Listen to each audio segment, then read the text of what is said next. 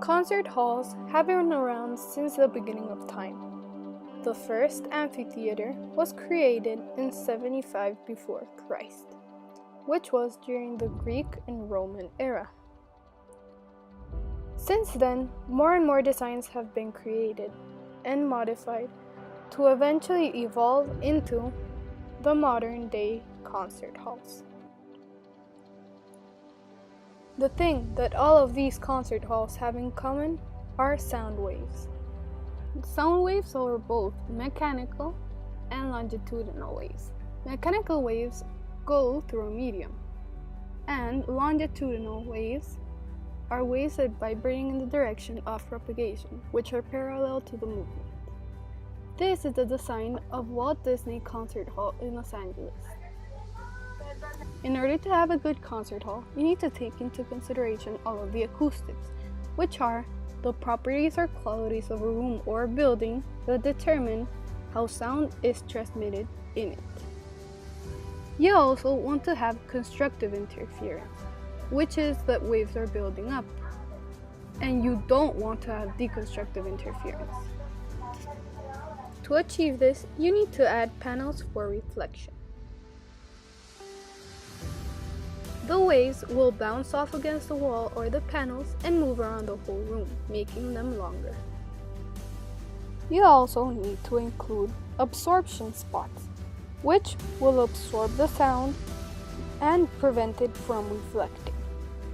Diffusion spots are the spots that will refract the wave into many different directions. And you also need to take into consideration the reverberation in the room, which is how much echo the room has. For example, you can take the Lincoln School Auditorium. The Lincoln School Auditorium is shaped in a cone shape.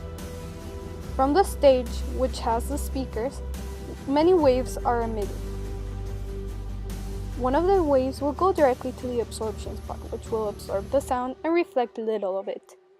Another of the waves will go to the diffusion spot, which will diffuse the sound and reflect it into many different waves, going to different places in the room.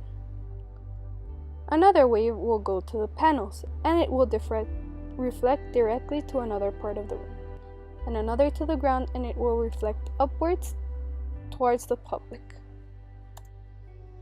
To explain why many auditoriums are in a cone shape, I did a small experiment. I compared the same sound on a speaker, which was emitted towards an open space, and another one, which was facing the same direction, but inside a cone.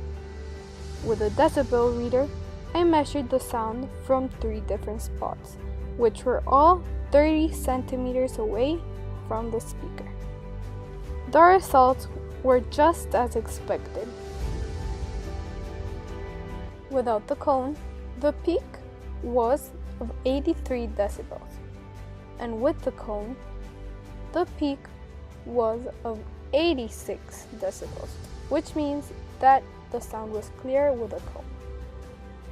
In order to have the best sound in a concert hall, you need to use the formula of reverberation time, which was created by Wallace Clement Sublime.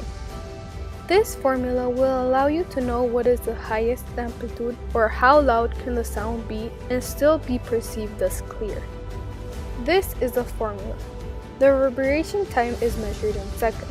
V equals volume, A equals absorption coefficient, and S is the surface area. This is a graph of the reverberation time equation.